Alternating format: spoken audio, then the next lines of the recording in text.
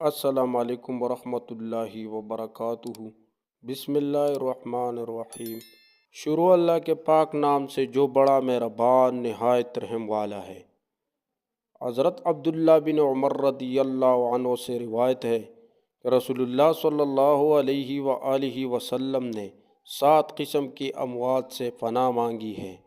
Number 1، اچانک اور ناگہانی موت۔ نمبر 2، سانپ کے ڈسنے سے موت۔ نمبر 3، درندے کی چیڑ پھاڑ سے موت۔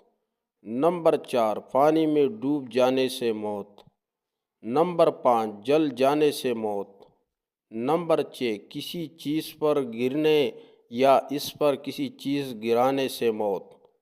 نمبر 7، میدانی جہاد سے بھاگتے ہوئے موت۔